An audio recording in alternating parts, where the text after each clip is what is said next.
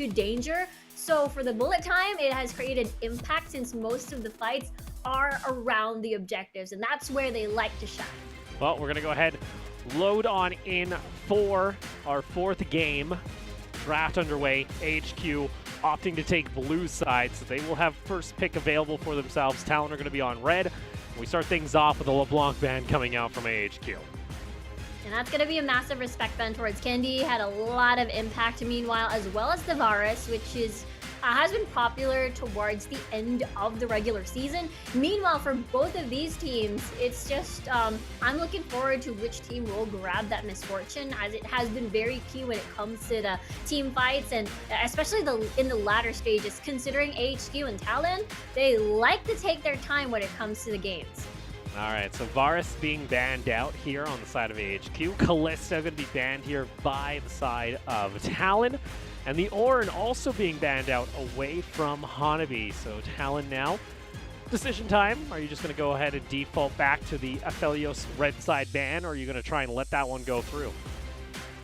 Oh, and it's a challenge again. This is going to be possibly the Senna Tahm Kench Part 2 for Talon, since it is open for the taking, the combo in particular. So do they ban the Aphelios? Do they ban the set? That is the biggest question in this draft. They go with the Thresh, so that does mean the Aphelios is available here for AHQ. They were able to take home the victory during Game 2 with the pick, as, again, Talon were not able to find the assassination they needed to on Tawako. And still 10 seconds on the pick, but I do believe they'll lock it in. Yep, and that is going to be the AD carry for Wako. And for Talon, will it be the Tahm Kench Senna combo that they do really like to pick up?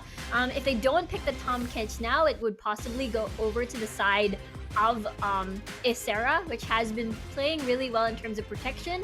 But in the meantime, though, that is an open Elise. Will they lock that in, though? All right, so the Elise is going to get locked in here for River. A bit of a change up. We have been seeing him primarily on the Rek'Sai, and we also saw the Jarvan. Now we get to see his Elise, which we didn't get to see too often during the split, mainly because it was banned out, but this is a big lock-in here for Candy. If he's going to try and do this blind, it could also be a Syndra bot lane. We have seen that be the answer to the Aphelios before, so that is not out of the question either. Yeah, it has been the effective counter in shutting down the growth of an Aphelios bot lane.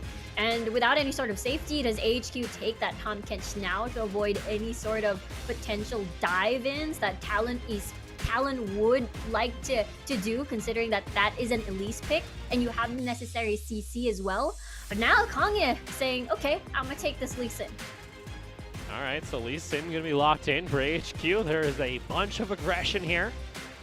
A little concerning, especially now for Candy, if he is put onto that Syndra for AHQ, looking toward their final lock-in. Are they going to go ahead and just lock down the support, maybe take the Kench? No, they're also saying, all right, you want to pick this Syndra, we will try and dive you consistently, no matter where it is, as it gets locked in.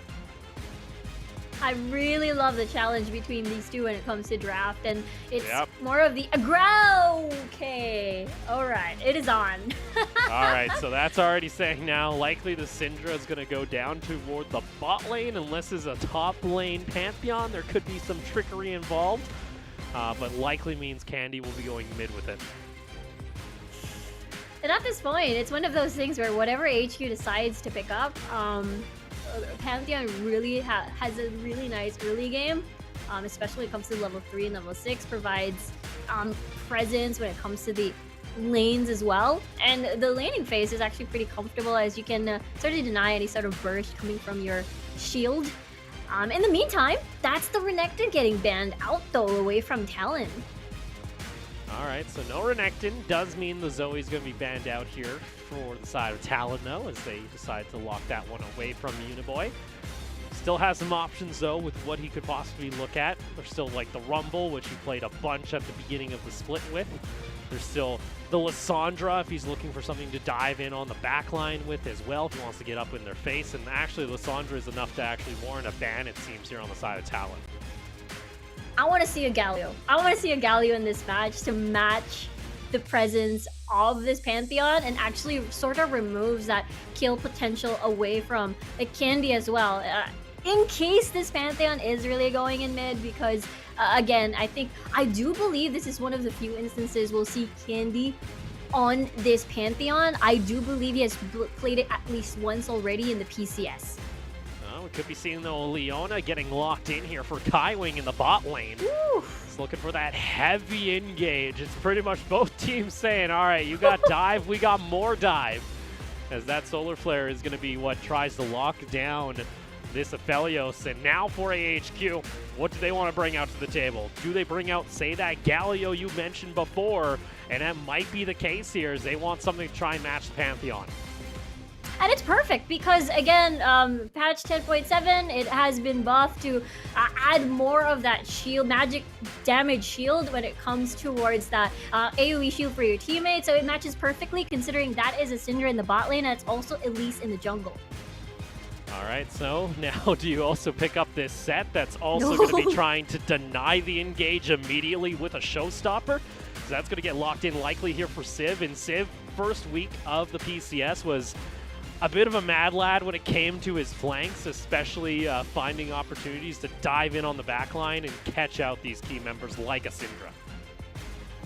Yeah, and then with that said, it's going to be a lot of entrances for AHQ to enter the fight, considering that is a set coming from either set up a flank. You have that ult coming from that Galio and Elisen who can come from different corners. And meanwhile, for Talon, they have to make this work early or else they will eventually fall off. All right, so we have Hanabi going to go onto this gangplank. Does he get punished as much as he did before? I feel like we're going to have a lot of action for once on the top side of the map. We still have to see how this all gets sorted out. I do believe it's going to be a Pantheon mid Hold lane. on. They're still, okay, there we go, there we go. So it is a Pantheon mid. Are we getting like the Targon special in bot lane? Is it just going for a kill lane in there as... Full dive? Wait a sec. Yeah. Did Uniboy and Wacko not trade? Switch? Hello? I don't know. We will see, I guess, in the final I'm afraid. composition. I'm Because, afraid. I mean... oh dear. I think they swapped. I think they're swapped. We'll see the graphic here in a sec. Maybe they just didn't swap inside. I don't know. But either way, we'll see here. All right, they did swap from what I've been told. So it is going to be Galio in the mid lane. I thought, are we going to see the 80 marksman special from Uniboy like we saw midway in the split? A much different composition coming out from both squads. Both going to try and go toe-to-toe here to see if they can dive one another, as we're going to have Pantheon's at top lane, Galio's dive in bot lane. It is going to be a WrestleMania of a match as we load on into the Rift for our third game. Talon looking to keep the series going all the way to a Game 5 here in Game 4. AHQ looking to close it out 3-1. Oh boy, right? Shift of play styles. More of the heavy drive, let's go aggression kind of deal for both of these teams. Big difference though. While you have the gangplank on the opposite side to provide early cannon barrages to disrupt certain dives at least, Set though has a lot of CC to offer when it comes to the fights. And in terms of damage, Hanabi later on will eventually be proven very strong. Same as earlier from what we've seen. But the thing is, AHQ, if this early game really works, I'd be afraid for Talon.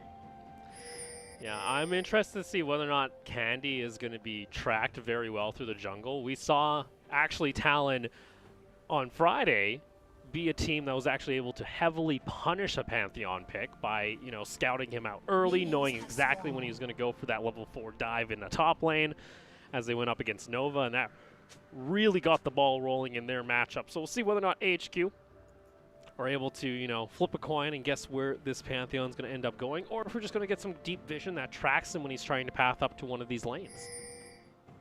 True, and considering that for Talon, the Pantheon, Candy carried Ignite instead of Teleport.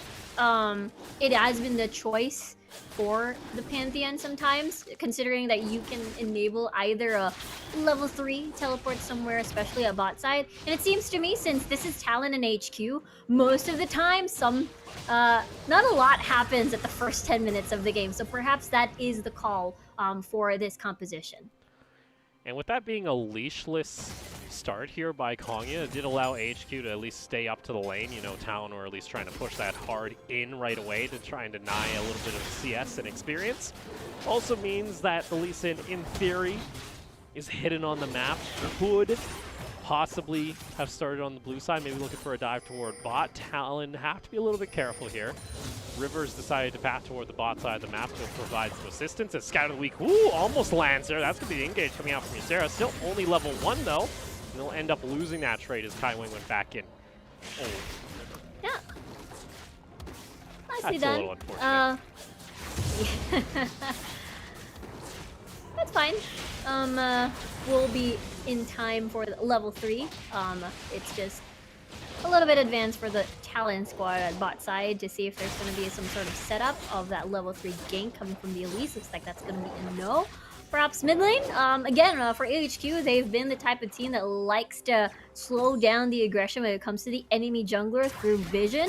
And there is a little bit in favor of Talon at the moment. We'll eventually spot out Kongye if he decides to go exit from the Raptor camp and go for a scuttle. They do at least know that River is nearby, and he's going to try and jump in. Possibly for a play here, but Candy and him pathing together. Bloom is going to get popped. Unfortunately, they did not actually get to see that. Or did they? It looks like they did. Lots of pings coming out. Not too sure where this Lee Sin could possibly be, but he's already over at his truck. Yeah, I think that was the attempt. Gank towards bot side. Unfortunately, I don't think they have enough information just yet to pursue the bot side dive.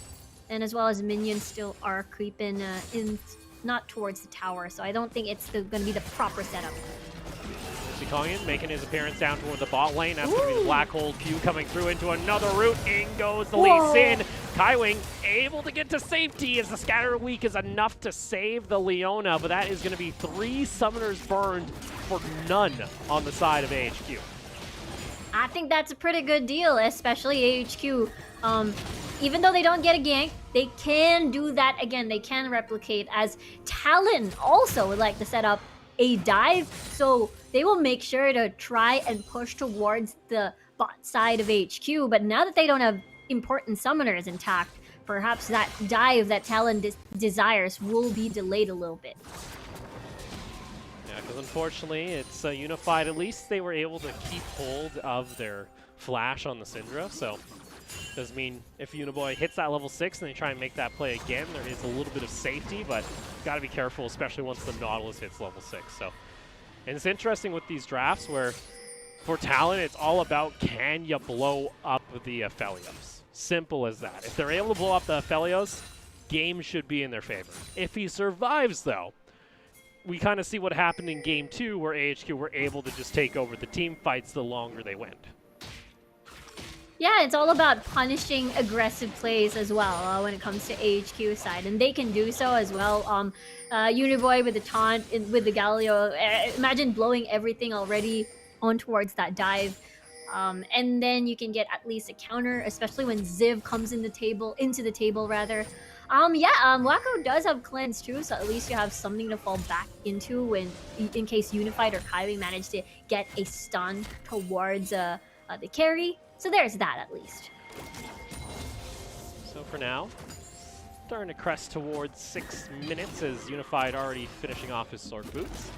Got a little bit extra penetration there for the damage off the Syndra. If they're able to get some chunks down on Waco, that might be the case.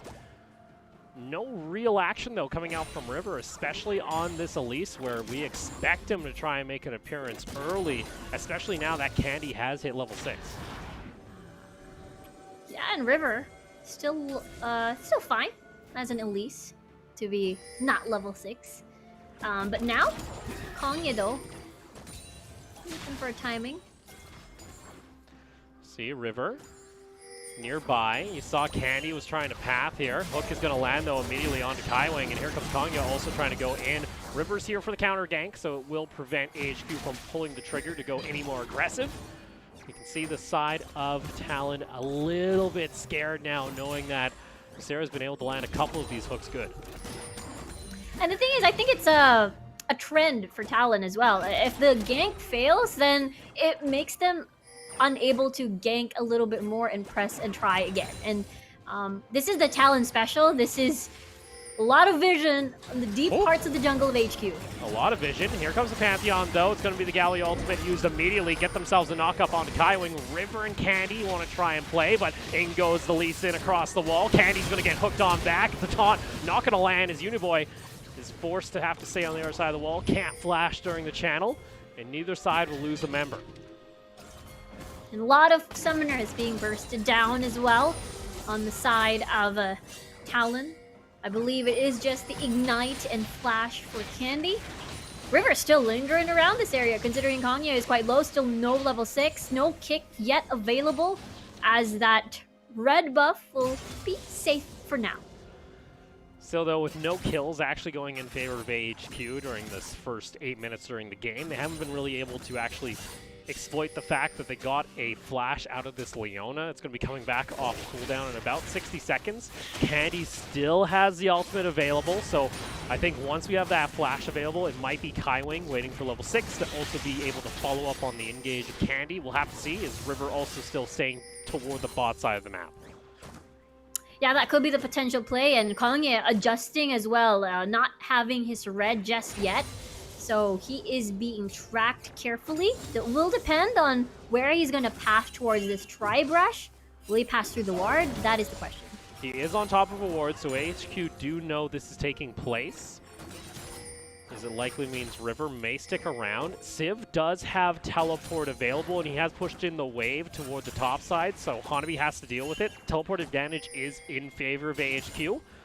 But nothing else looks like it's going to come out of it, as you see Uniboy at least getting a push in mid lane. And with that, both junglers concede, as no counter jungling, counter ganking will happen. And usually we see the first dragon of the game already be taken at some point, but now because of two objectives in the map, either Talon, AHQ will be forced to exchange that, or perhaps fight a dragon once more and see where they can go from there. Whoever wins will get the objective. And it's been a rather quiet top lane, as Hanabi not even ganked early here by Kongya. It's been all the focus toward the bot side of the map, as Candy decided not to try and path up toward the top side. Control wards, though, through the river will also catch him out if he tries to go for a roam. And so far, so good for AHQ. With this vision, it has denied pretty much the entirety of Talon's original game plan to try and make plays early with River and Candy, and it's just letting this Aphelios now scale and get farm without being really punished for it. Yeah, and it's just quite difficult once more, because that's Wacko on this Aphelios, and he's such a talented AD carry that can make it work. In the meantime, though, Talon is already starting this dragon, so this is what we were talking about earlier. Teams are forced to trade objectives instead of fighting for it. And with that said, it's Rift Herald for the side of HQ and the dragon for Talon. Yeah, and only a Cloud Drake here for Talon, as it's going to be Ocean Drake spawning next. That does allow AHQ to, like you mentioned, secure Shelly. We'll see whether or not they decide to put Rift Herald into any of these lanes. Maybe try and go for a play, possibly onto this Pantheon. Level 6 is there for the Lee Sin now, so kick is available.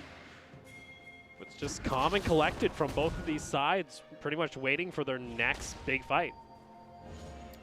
Now the big question is, where do they want to use this Herald? Do they want to get Sim ahead? Do they want to get perhaps Wacko at the bot side of the map, relieve pressure?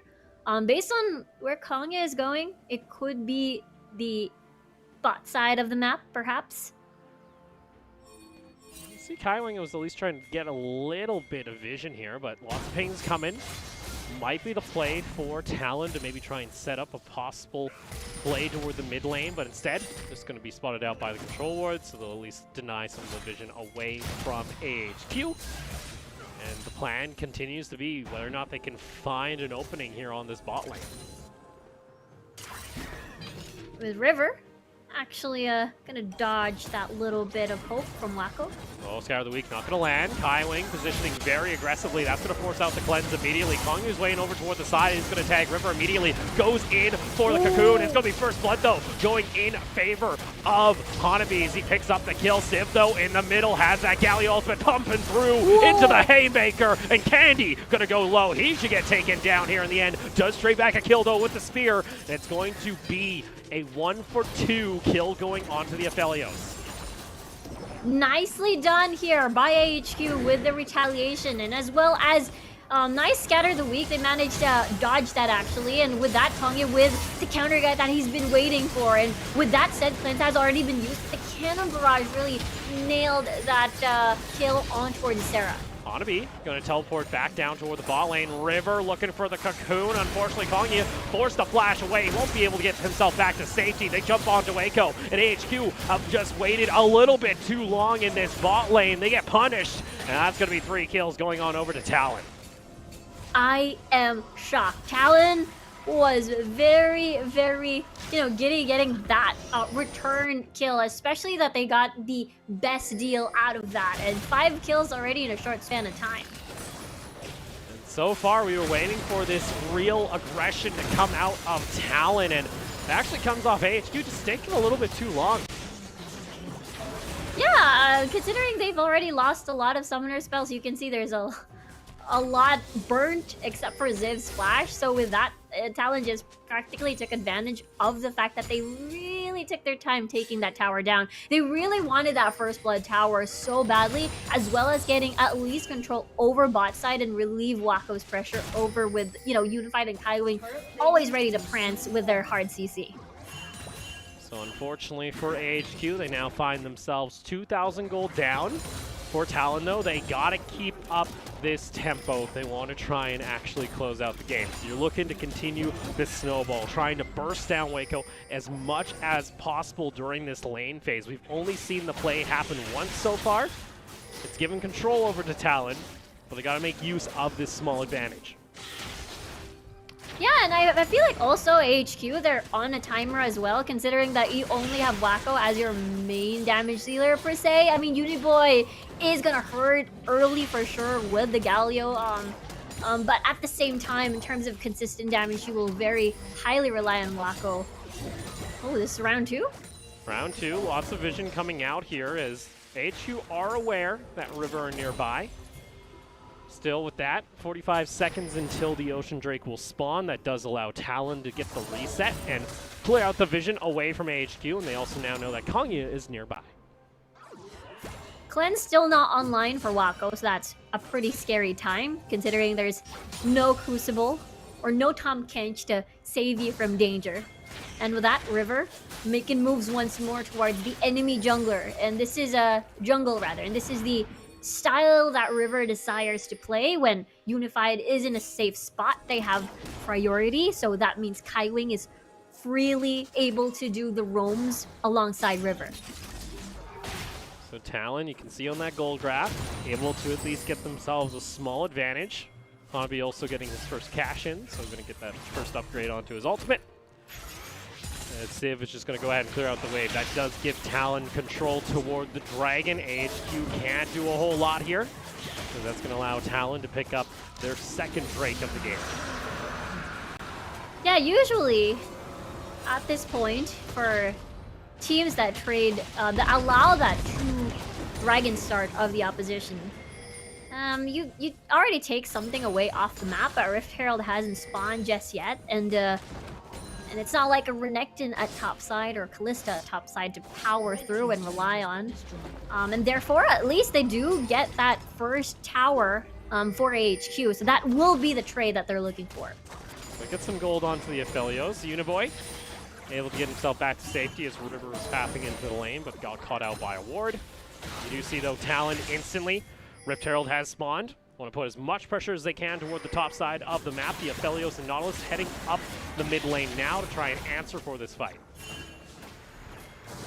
We'll see, though, if they're able to rotate in time. There's not a lot of vision to work with.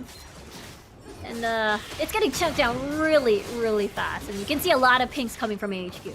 Yeah, HQ want to try and go for this. It's a little bit too late, as that is going to be Riptail taken. A nice triple knockup is going to be there. In comes the Pantheon and the Galio, and Candy finds his target. Waco forced to back off immediately. Civ uses his ultimate, brings back Candy into the middle of the fight. Uniboy not able to find a good taunt, gets stunned up, and he's sent to his grave by his own team. Unified picks up the kill, and that's another pick here for Talon.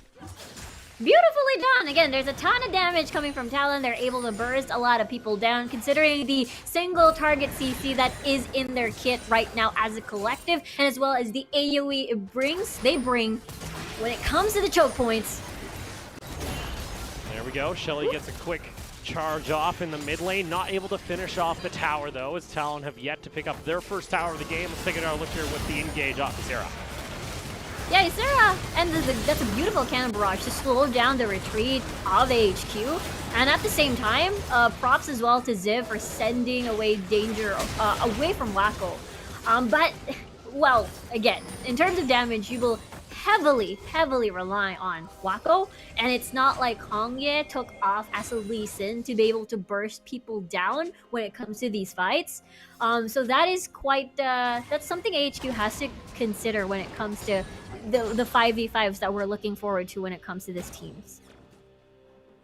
And unfortunately now, for AHQ, game is starting to get a little bit tumbly, as they've now seen that their composition, their coordination is a bit messy.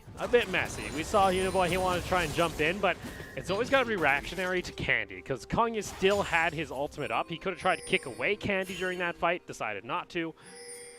And if this Aphelios is taken down, there is nothing really left for AHQ to try and use to try and turn back the fight with all this upfront burst coming out of Talon.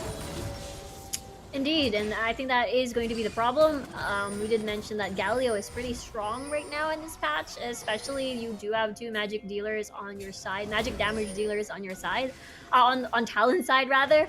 But it hasn't exactly been working since Candy is on Wacko killing duty, and I don't think the shield is going to be helping as much. Since you saw how the fight started, it was quite sporadic, and therefore Wacko didn't have that beefy front lane that he needed. Thankfully though, Ziv was around. But when it comes to objectives, I think I'm a little bit worried for AHQ, because in terms of CC, hard engage, I feel like Talon does have the upper hand.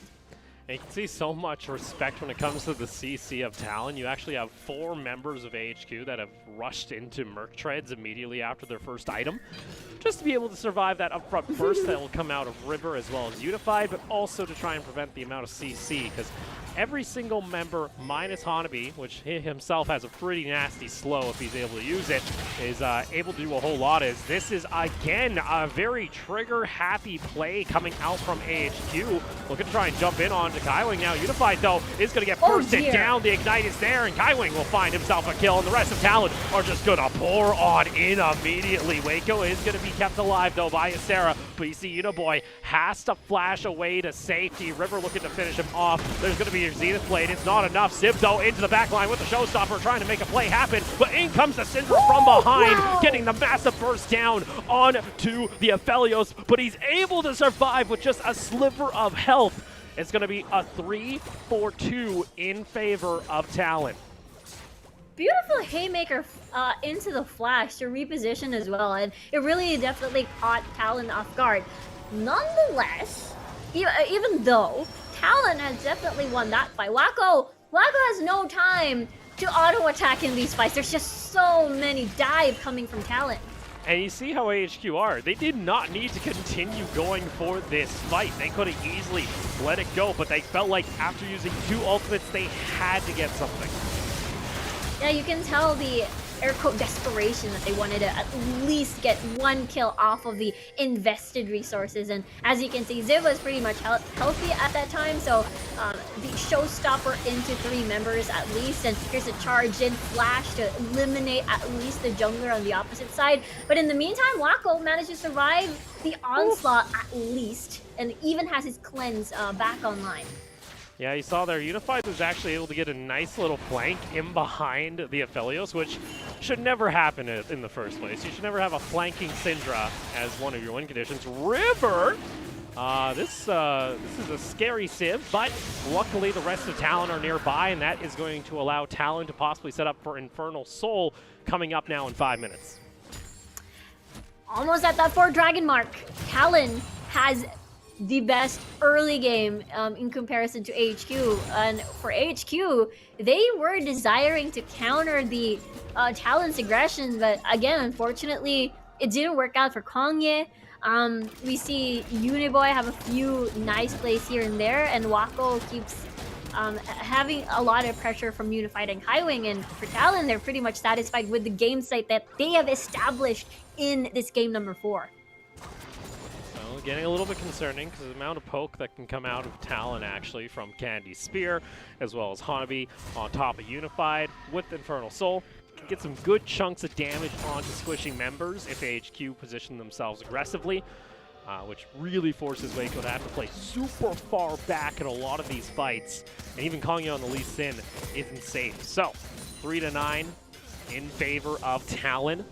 Talon, again, looking for a victory here to force our best of 5 to a final deciding game.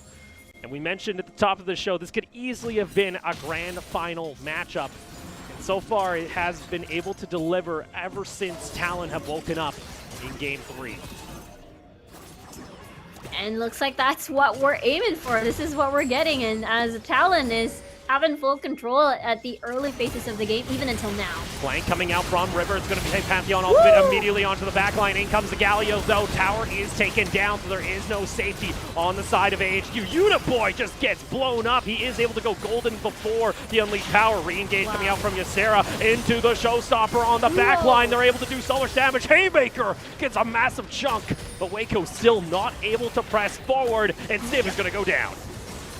Beautiful Scatter of the Week, getting the max range Dark Sphere pushed in towards that stun on Ziv, and even though it was a beautiful showstopper, there was no follow-up of damage. And for me, Talon executed this dive perfectly, timing the destruction of that tower and then immediately diving towards the carries. Wako is already short on health, and at that time, you only had Wako to deal the amount of damage that you needed for the setup.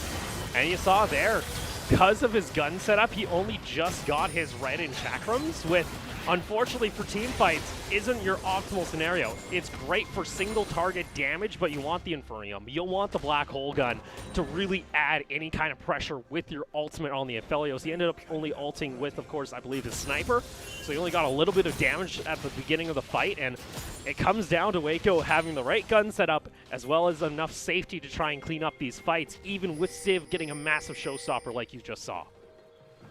And that's the thing, you have the knowledge of smashing down the blue buff there in mid lane. But yeah, you have knowledge of what setup Wako is going to have when it comes to the team fights, and therefore Talon is going to be even braver. Once they have knowledge of this. He gets caught out here. He's got the true grid available. Going to have a big Haymaker available, but he doesn't even use it until the very end. Facebreaker there.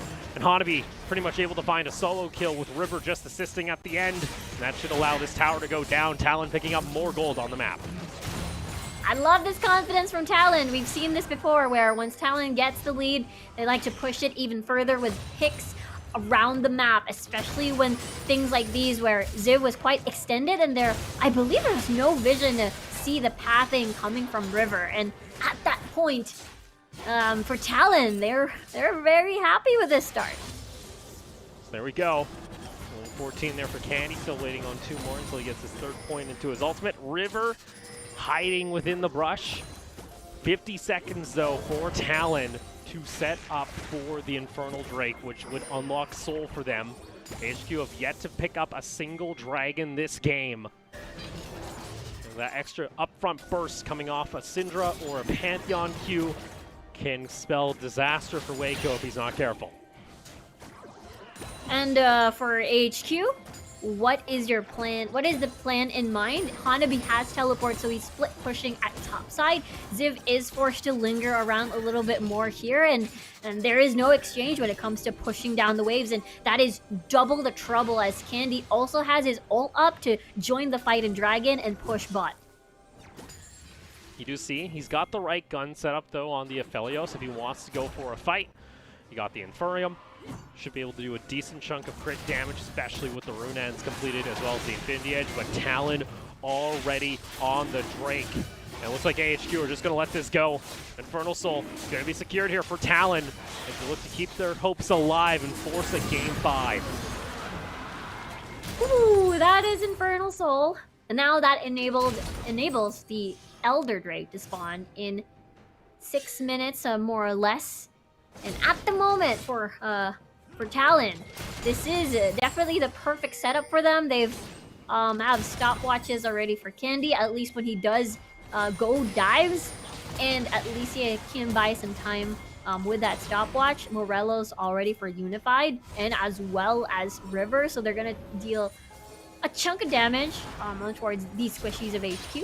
And basically, they only really need to kill Wacko. That is literally the mission of Talon right now. They have the guns for it, basically. So now we see Talon are going to go ahead, clear out Vision. Elder Dragon now in 5, so main priority is going to be towards the Baron. Like you mentioned, can you keep the Aphelios alive here on the side of AHQ? But even then, any minor amount of poke will actually do a massive amount of damage, even to the front line, as AHQ are still looking to try and tank themselves up. You also have a near full AD Lee Sin that's going to be building Black Cleaver. Teleport comes through. Let's see here. How does AHQ look to respond? Uniboy going to use his teleport as well. Talon looking to try and make a play happen with a Death Rush. Going to get spotted out there by the control ward of AHQ. And with that, Talon will look to start again as HQ decides to go away. At least Wacko has Maw and has Cleanse, so that's going to help a little bit when it comes to the magic damage. You gotta be careful though, because Hanabi himself has enough lethality to just rip you apart, especially with the Infernal Soul. It's gonna be Solar Flare used onto Civ. Here comes the flank though, coming out from Candy. Wants to try and go in, and they get on top of Waco immediately. A massive barrel comes out from Hanabi, and that's exactly what you're looking for. And Talon can just clean house now, as unfortunately Uniboy tries to go for the stun in return. It doesn't happen, and that is an ace coming through for Talon as they set their sights for Game 5. That fight was wild. The score is 3-17. They're ahead in gold, more or less 10,000 for Talon. And because of the long death timers, Talon can look to finish the game. And with that, the pressure starts mounting for the side of AHQ. They had themselves victory in hand for the last 2 games, but now Talon run it all the way back, looking for the reverse sweep as they're able to force a Game 5. What a wild series we have for our 3rd day of playoffs, and the stress is building for both of these teams because we're now at game number 5. AHQ almost had it, and now it's sort of crumbling in front of their faces. Considering that was such a convincing win coming from Talon, it is quite similar to what AHQ did in the first game, actually. Yeah, because it was a pretty much an all-in composition from the side of Talon, and there were periods, and especially in the early game, we didn't see a whole lot out of this composition for the first 15 minutes, and that was a bit of a concerning factor for me, where I wanted to see this Pantheon do a little bit more, but then once they started getting into the skirmishes in the jungle, it was a bit lethal, and unfortunately AHQ were just not able to keep up. Yeah, and you can tell that Kongya managed to keep going towards bot side just to see whether or not River is going to do a gank at bot, because that's, I mean, they immediately locked in the Galio just to try and match and counter gank, and with that they didn't really become as successful as they expected it to be. And I think it boils down to this particular fight on where, you know, Acera fell, so at that point they were already lacking in members, and with that Candy just managed to get a jump on towards Ziv, and Candy is a big threat in terms of damage as well, so that shield coming from Galio isn't exactly going to help out. And there we go. We can take a look to more of the plays. And this was actually, I think, one of the big turning points where AHQ ended up staying for so long just trying to take the first tower of the game. Yeah, and a lot of members from Talon didn't exactly port back to base. They were just lingering around in the jungle and waited for more members to come back up. And for me, Talon, again, I am very impressed that they seemed very unfazed despite the 2 losses in the series, and they have a lot of people to bank on when it comes to damage. And for HQ in this game, they only had Wacko. So with that, it's going to be a 2-2 series, and you can see off the damage chart there, Hanabi, massive when it comes to his lethality damage after he built his Dust Blade as well as his Ghost Blade. So a bit nuts to say the very least, and a lot of damage. And now we come down to this final game 5 to try and decide who moves on in the winner's bracket to go up against Machi Esports, and who's going to fall into the lower bracket. At this point, I don't know, because it's very unpredictable to the point that even their play styles go unpredictable. We've seen the trend of these two teams when they come against each other. First 10 minutes of the game, we'll probably see one gank, but not much. It's all about that objective fights. And this game in particular, it was Talon playing to their compositions when it came to the dives. And of course, Hanabi, this is the reason why a lot of people ban out this gangplank against you. Yeah, 100% kill participation. So Hanabi, an absolute monster when it comes to the Pirate. An absolute slaughter to say the very least. So for him, congratulations over to Hanabi to picking up Game 4's MVP. The series isn't done yet. Still have to pick up one more victory for Talon to make the complete sweep back in their favor after AHQ were so close in multiple of games. They were so close. It looked so convincing too. I mean, when we approached game number 2, I said whoever wins this game will set the pace, will set the tone, will set that momentum. And it just so happens that AHQ lost theirs, and now Talon is the one that comes off from a 2-win streak right now. And the big question is whether or not they can keep it up. Yeah, so with that, Game 5 now on the horizon. You have to ask, if you're on the side of AHQ, what composition do you want to try and take here? Because this was pretty much them trying to, put their cards on the table and say, you know what, we can take you on this kind of composition. You want to try and fight like this, we'll see if we can do the exact same. And it didn't pay off, and now they're facing themselves possibly losing in Game 5 and getting reverse swept. We're going to go ahead and take one last break. When we come back, the final game between AHQ and Talon.